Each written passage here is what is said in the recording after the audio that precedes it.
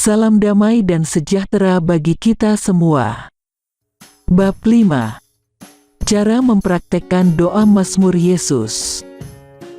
Mengenal atau mengetahui sejarah sebuah doa, makna dan tujuan doa tersebut, serta dasar-dasar teologinya memang bagus dan perlu. Itu semua akan membantu kita menyadari bagaimana doa tersebut dapat memperkaya dan memperkokoh iman Kristen kita.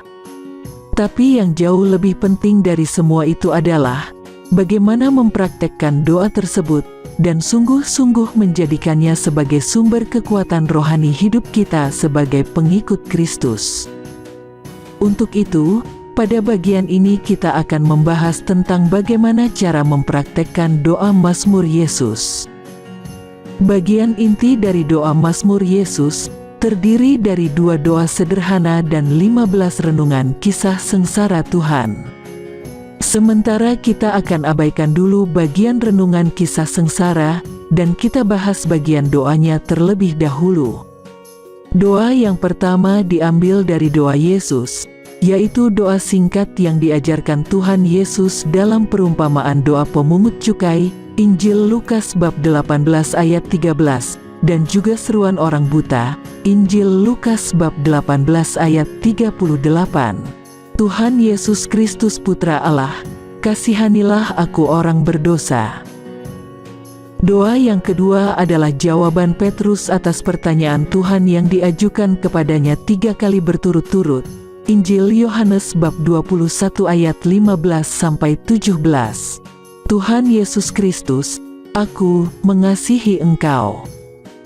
Kedua doa ini diucapkan secara perlahan dalam hati. Doa pertama diucapkan sebanyak 10 kali berturut-turut, lalu dilanjutkan dengan doa kedua. Setelah itu kembali pada doa pertama, dan seterusnya. Agar dapat membantu keheningan dan konsentrasi dalam berdoa, kedua doa diucapkan selaras aliran nafas. Untuk doa pertama, pada saat menarik nafas perlahan, ucapkan, Tuhan Yesus Kristus Putra Allah. Pada saat mengeluarkan nafas perlahan, ucapkan, kasihanilah aku, orang berdosa. Jika kita menggunakan video panduan, kita juga dapat menyelaraskan doa kita dengan nyanyian yang ada di dalam video. Pada saat terdengar nyanyian, Lord Jesus Christ, kita menarik nafas dan mengucapkan, Tuhan Yesus Kristus Putra Allah.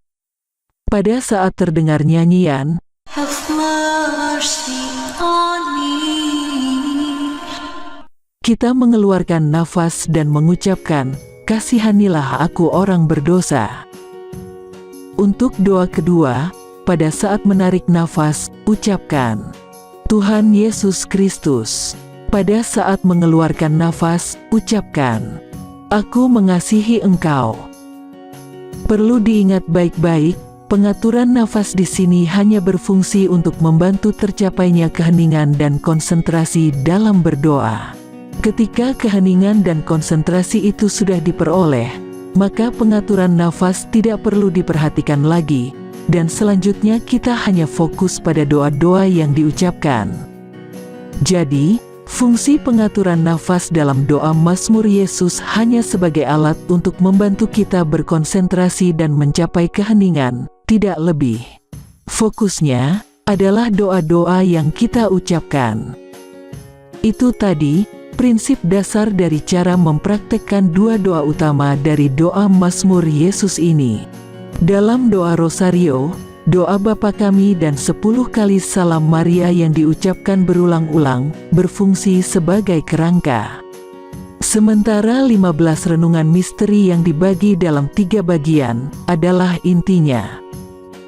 Begitu juga dengan doa Mazmur Yesus, 2 doa utama tadi berfungsi sebagai kerangka, sedangkan 15 renungan sengsara Tuhan adalah inti dari doa Mazmur Yesus. Berikut ini ke-15 renungan kisah sengsara Tuhan dalam doa Mazmur Yesus. 1. Tuhan Yesus berdoa kepada Bapanya di Taman Getsemani. 2. Tuhan Yesus dikhianati Yudas. 3. Tuhan Yesus dihadapkan pada imam besar. 4. Petrus menyangkal Tuhan sebanyak 3 kali. 5. Tuhan Yesus di hadapan pengadilan Pilatus. 6. Tuhan Yesus dimahkotai duri. 7. Tuhan Yesus memanggul salibnya. 8. Tuhan Yesus disalibkan. 9. Tuhan Yesus menyelamatkan penjahat yang percaya kepadanya. 10. Tuhan Yesus berjumpa dengan ibunya dan Yohanes. 11. Tuhan Yesus ditinggalkan Bapanya. 12. Tuhan Yesus merasakan haus. 13. Tuhan Yesus wafat. 14. Lambung Tuhan Yesus ditikam tombak. 15. Tuhan Yesus dimakamkan. Setiap renungan dilakukan dengan cara membayangkan momen kisah sengsara yang menjadi topik renungan, seolah kita melihat langsung atau hadir dalam kejadian tersebut. Jika kita menggunakan video panduan, pada setiap renungan kita akan dipandu melalui pembacaan narasi kisah sengsara yang diambil dari Injil. Jika kita tidak menggunakan video panduan, renungan dapat kita lakukan dengan cara membayangkan setiap momen yang menjadi topik renungan. Selanjutnya, bagian inti dari doa Mazmur Yesus, yaitu gabungan antara renungan kisah sengsara dan 2 doa utama, dipraktekkan dengan cara seperti ini. Renungan kisah sengsara pertama. Doa, Tuhan Yesus Kristus Putra Allah, kasihanilah aku orang berdosa sebanyak 10 kali. Doa, Tuhan Yesus Kristus, aku mengasihi Engkau. Renungan kisah sengsara kedua. Doa, Tuhan Yesus Kristus Putra Allah, kasihanilah aku orang berdosa sebanyak 10 kali. Doa, Tuhan Yesus Kristus, aku mengasihi Engkau. Renungan kisah sengsara ketiga. Dan seterusnya sampai renungan yang ke-15, lalu diakhiri dengan doa pertama sebanyak 10 kali dan doa kedua. Selain bagian inti doa Mazmur Yesus, juga ada doa pembuka dan doa penutup. Yang digunakan sebagai doa pembuka adalah doa Bapa Kami yang diikuti dengan 3 kali doa Salam Maria. Sementara itu doa penutup adalah doa kepada Santo Mikhael Malaikat Agung, yang diikuti pembacaan ayat eksorsisme singkat dalam nama Yesus, surat Filipi bab 2 ayat 10, lalu diakhiri dengan litani singkat. Itulah keseluruhan dari doa Mazmur Yesus. Jika bagian pembuka dan penutup ini ditambahkan pada bagian inti, maka secara lengkap urut-urutan doa Mazmur Yesus adalah sebagai berikut. Doa Bapa Kami. Doa Salam Maria 3 kali. Bagian inti doa Mazmur Yesus, yaitu renungan misteri sengsara Tuhan, doa pertama, doa kedua, dan seterusnya. Doa kepada Santo Mikhael Malaikat Agung. Eksorsisme singkat dalam nama Yesus, surat Filipi bab 2 ayat 10. Litani singkat. Selesai. Untuk mudahnya Anda bisa langsung mempraktekkan doa ini dengan mengikuti video panduan doa Mazmur Yesus yang tersedia di channel Crusader Network. 2 versi doa Mazmur Yesus. Praktek doa Mazmur Yesus yang kita bahas tadi adalah doa Mazmur Yesus versi reguler atau biasa. Inilah praktek doa Mazmur Yesus yang sebaiknya kita praktekkan setiap hari, baik dengan bantuan panduan video atau tanpa bantuan panduan video, jika kita hafal urut-urutan renungan kisah sengsara Tuhan. Tapi ada kalanya kita tidak dapat menggunakan video panduan, dan juga tidak hafal urut-urutan renungan kisah sengsara. Dalam keadaan seperti itu kita dapat mempraktekkan doa Mazmur Yesus versi sederhana. Caranya hampir sama dengan doa Mazmur Yesus yang biasa, namun untuk renungannya kita ganti dengan cara memandang dalam pikiran atau berkontemplasi pada momen penyaliban Tuhan selama beberapa saat. Tetapi yang harus diingat, Apabila tidak ada halangan yang berarti, maka doa Mazmur Yesus versi reguler tetap lebih baik untuk dilakukan ketimbang doa Mazmur Yesus versi sederhana. Komboskini sebagai alat bantu doa. Sebagai alat bantu doa, kita menggunakan komboskini, mirip seperti yang biasa digunakan orang-orang Kristen Timur dalam mempraktekkan doa Yesus. Mirip tapi tidak sama, karena komboskini yang digunakan dalam doa Yesus biasanya tidak terbagi-bagi dalam kelompok dekade, karena doanya hanya satu macam yang diulang-ulang. Sementara komboskini yang digunakan dalam doa Mazmur Yesus terbagi-bagi dalam kelompok dekade, yang masing-masing dipisahkan oleh satu buah simpul, mirip seperti dalam untayan rosario, karena jumlah doa yang digunakan dalam pengulangan ada dua macam. Ada komboskini panjang yang jumlah butirannya 150 plus 15. Komboskini panjang ini biasanya digunakan untuk berdoa di rumah atau di ruangan khusus doa.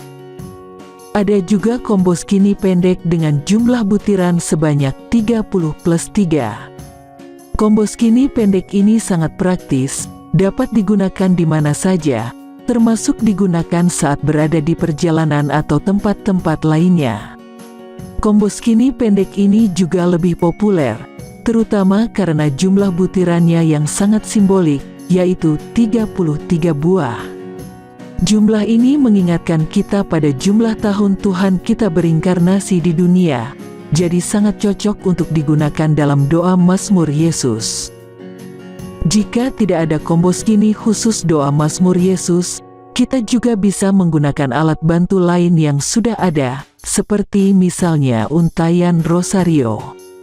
Atau jika untayan rosario juga tidak ada, kita bisa menggunakan bantuan jari-jari tangan. Doa Mazmur Yesus dan berdoa setiap waktu. Salah satu pelajaran yang menarik dan berharga dari buku The Way of a Pilgrim adalah tentang bagaimana penulis menerapkan nasihat Rasul Paulus untuk berdoa setiap waktu, surat Efesus bab 6 ayat 18, dengan cara mempraktekkan doa Yesus tanpa henti di sepanjang perjalanan. Dengan bantuan komboskini, dia mendaraskan doa Yesus berulang-ulang dalam hati sambil berjalan, atau mengerjakan pekerjaan-pekerjaan ringan. Cara berdoa seperti ini ternyata mendatangkan berkat rohani yang luar biasa. Sang penulis merasakan kehadiran Tuhan yang menemaninya sepanjang perjalanan, setiap kali dia mengucapkan nama Yesus dalam doa-doanya. Kita juga dapat mempraktekkan doa Mazmur Yesus dengan cara yang sama, yaitu dengan mendaraskannya dalam hati tanpa henti, saat kita menunggu sesuatu, atau mengerjakan pekerjaan-pekerjaan ringan yang tidak membutuhkan konsentrasi khusus. Dalam mempraktekkan doa Mazmur Yesus dengan cara ini, kita tidak perlu terikat dengan jumlah pengulangan sebanyak 150 kali, boleh kurang atau lebih sesuai dengan waktu yang tersedia dan kondisi yang ada. Sama seperti doa rosario yang dipraktekkan dengan cara ini, kita juga tidak terikat dengan hitungan 50 kali atau 150 kali doa Salam Maria. Dalam iman kita boleh percaya bahwa berkat-berkat rohani luar biasa yang diperoleh penulis buku The Way of a Pilgrim dari doa Yesus yang dipraktekkannya sepanjang perjalanan, juga bisa kita dapatkan dari doa Mazmur Yesus melalui cara berdoa seperti ini. Doa Mazmur Yesus untuk non-Katolik. Karena doa Mazmur Yesus merupakan sintesis atau perpaduan doa-doa yang berasal dari dua tradisi kekristenan berbeda, doa ini berpotensi besar untuk menjadi sarana membangun semangat persatuan Kristen. Namun yang menjadi pertanyaan, bagaimana orang-orang Kristen non-Katolik dapat mempraktekkan doa ini, jika di dalamnya terdapat doa-doa yang tidak mereka kenal? Doa Salam Maria, doa kepada Malaikat Agung Santo Mikhael, kemungkinan tidak dikenal oleh orang-orang Ortodoks dan Protestan. Sementara litani kepada orang-orang kudus, Ortodoks memang mengenalnya, tapi Protestan tidak. Meski tidak termasuk bagian inti dari doa Mazmur Yesus, ketiga doa tersebut juga tidak dapat dilepaskan begitu saja dari doa Mazmur Yesus. Pentingnya ketiga doa tersebut dalam doa Mazmur Yesus akan dijelaskan pada kesempatan lain, untuk menjaga agar isi buku atau seri video ini tetap ringkas. Akan tetapi masalah tersebut tidak perlu menjadi hambatan bagi non-Katolik untuk mempraktekkan doa Mazmur Yesus. Untuk sementara waktu, agar tidak menjadi batu sandungan bagi non-Katolik, ketiga doa tersebut dapat dilewati atau diganti doa lain sesuai kebiasaan. Tetapi dengan berjalannya waktu, secara bertahap ketiga doa tersebut perlu diikutsertakan dalam doa Mazmur Yesus. Dengan cara demikian doa Mazmur Yesus ini akan dipraktekkan secara sama bagi semua Kristen, baik Katolik, Ortodoks, maupun Protestan.